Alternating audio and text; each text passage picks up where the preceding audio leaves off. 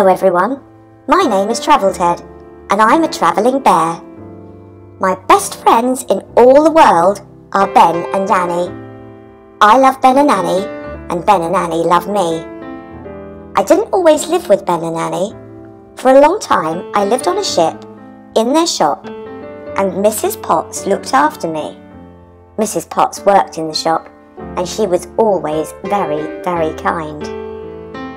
Every day, I sat on the shelf in the shop and dreamed of the day somebody would buy me and take me home to be their best friend. I don't like to wait much, and when I got sad, Mrs. Potts would hold me and tell me that one day I would find a wonderful home. Mrs. Potts would tell me that I was fine being myself, that I was kind and funny and thoughtful and sweet, and that if she liked me so much, other people would like me too, but I would just have to wait and be patient. She said if I did this and was always myself, that all of my dreams would come true. I didn't always feel like being myself. Sometimes I felt sad and plain when I looked at the other toys in the shop.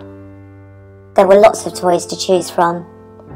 On the shelves next to me, there were shiny toy cars in every colour, with big wheels you could push around. There were pretty dolls in pretty dresses, with long hair you could brush, and fluffy rabbits in pink, yellow and white, with big ears and funny teeth. I thought that they all looked better than me. On the other side of the shop, there were shiny silver robots, with bendy arms and legs, and buttons you could press to make them make noises. There were pencils and pens, and crayons and colouring books, books you could read, and some even had pictures that popped up when you opened them. There were so many wonderful toys. I liked the other toys, but sometimes I wished I could be more like them. I wished I could have long hair that the children could brush, or wheels I could ride on, or buttons that the children could press to make me make noises like the robots.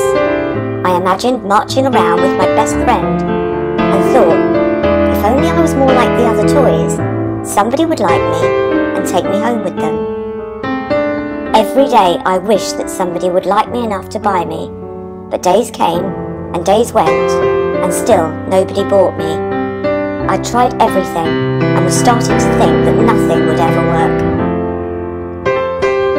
One day I was sitting on my shelf when a lady called Mrs. Booker came into the shop and told Mrs. Potts that she needed a special toy for her children. I so wanted to be that special toy, and when Mrs. Booker looked at the shelf, I felt a funny feeling in my tummy. I was excited. Mrs. Booker looked along the shelf, and then she reached up and picked up one of the dolls in a bright red dress. I wish I had a red dress, I thought, and put my head down. I gave up. Nobody will ever buy me, I thought. But then I remembered what Mrs. Potts had said. You are fine as you are. Be yourself, and all of your dreams will come true. So I stood up and held my head high. I put on my biggest smile and puffed out my chest so that Mrs. Booker would notice me and take me home. Mrs. Booker put the doll back on the shelf and then reached up towards me. I thought she was going to pick me up, but she reached past me and picked up a fluffy pink rabbit instead. I knew she liked the rabbit. I liked the rabbit. It was hard not to like the rabbit. It was so cute with its big ears and funny teeth. But I was determined I wouldn't give up. I couldn't give up, because I was special too. So I shuffled to the left in my box, then I shuffled to the right. I rocked backwards and forwards and shuffled about until my box was on the edge of the shelf.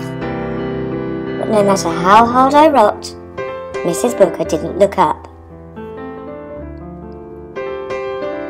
I started to rock harder and harder, this way and that way, backwards and forwards, up and down, and left and right. I nearly looked like a dancing bear, I rocked so much. Until, suddenly, I felt myself falling down and down and down. I landed right on top of Mrs. Booker's head. Boink! Mrs. Booker dropped the rabbit she was holding and rubbed her head, looking puzzled. I fell so fast that I forgot to put on my grin. I wasn't puffing out my chest or standing tall or doing anything to make Mrs. Booker notice me. I was just myself when she looked at me. Oh no, I thought, Mrs. Booker will never like me now.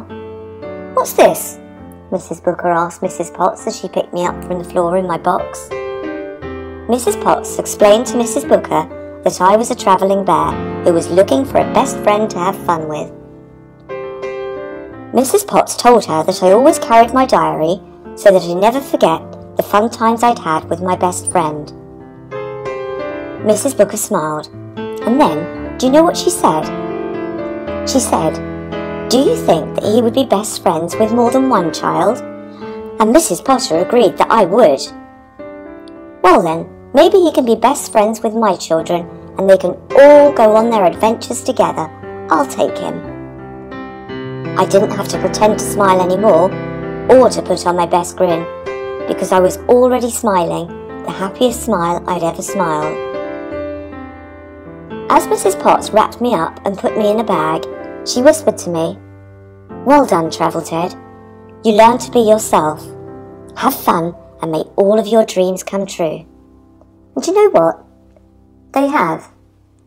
Now I have lots of friends and stories to tell. So if you are a travelling bear sitting on the edge of a shelf, or you are just looking for friends, remember what Mrs. Potts taught me. Just be happy being yourself, and all of your dreams will come true.